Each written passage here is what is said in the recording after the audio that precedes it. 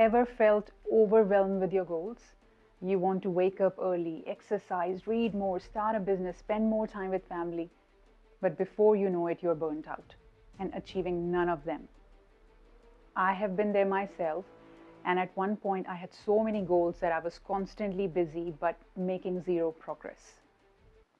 Today I'm sharing with you what I have learned from some of the best books and minds on this topic that help me combat the overwhelm of goal setting and helps keep me motivated and organized. So let's dive in.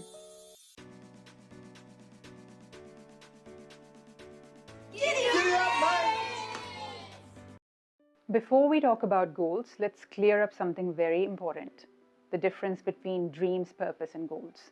Well, dreams are our big aspirations. Think of them as your ultimate destination. Life purpose is the deep reason behind what we do. It's what gives meaning to our goals and fuels our goals. Goals are the specific, actionable steps that turn dreams into reality.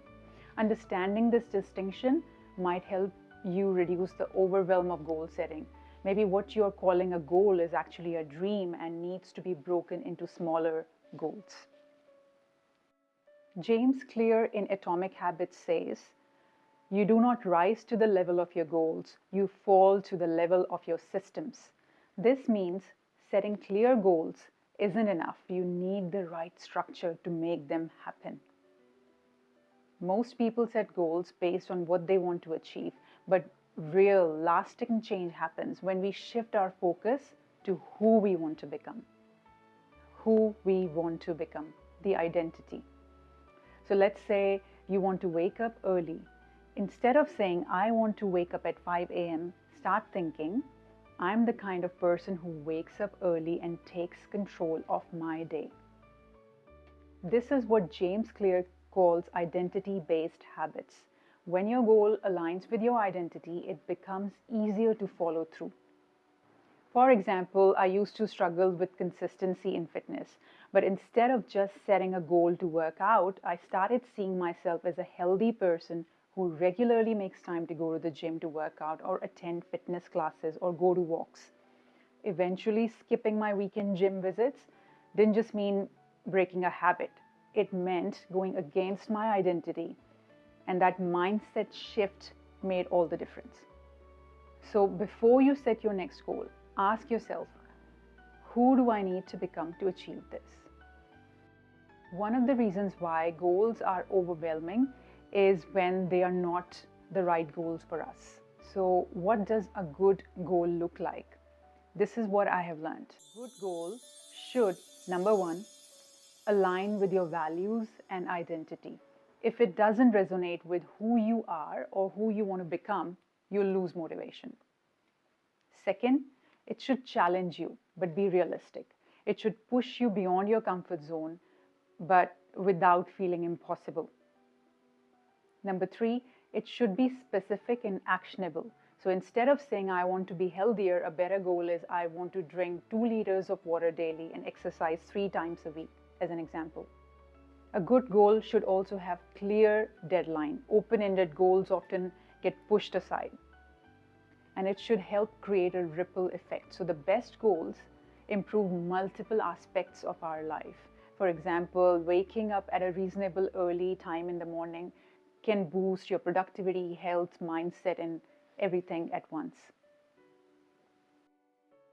You have probably heard of SMART goals: specific, measurable, achievable, relevant, and time-bound.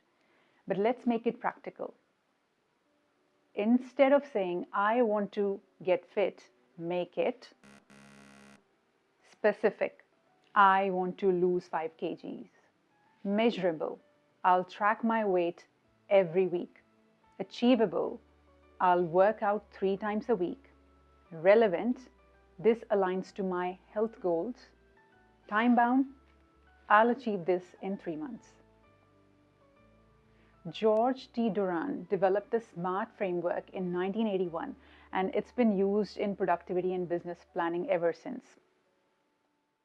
I used to set vague goals like, "I'll be more productive this year," but nothing changed.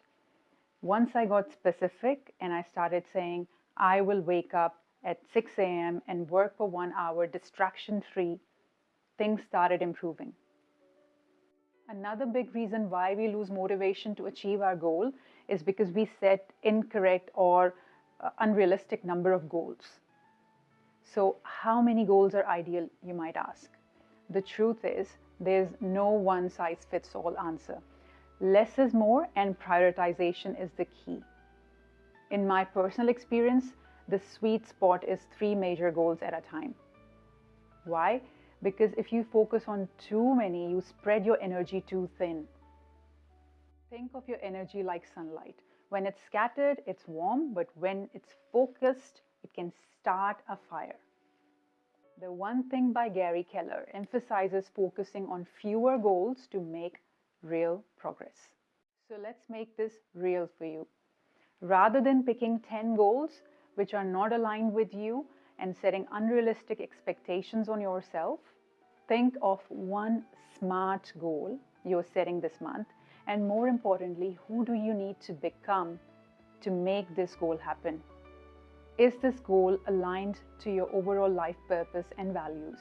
If you like this video, then you might want to check out my other video on the whole goal setting framework, the 7-step process that I described last week. So do check it out. You will find the summary of this video and the books that I refer to on my website, giddyupmate.com, and also all the links will be mentioned in the description of this video here. Please drop me a comment if you found value in this video. I would love to hear it. Giddy up, mate. Let's keep pushing forward together. See you in the next one. Bye.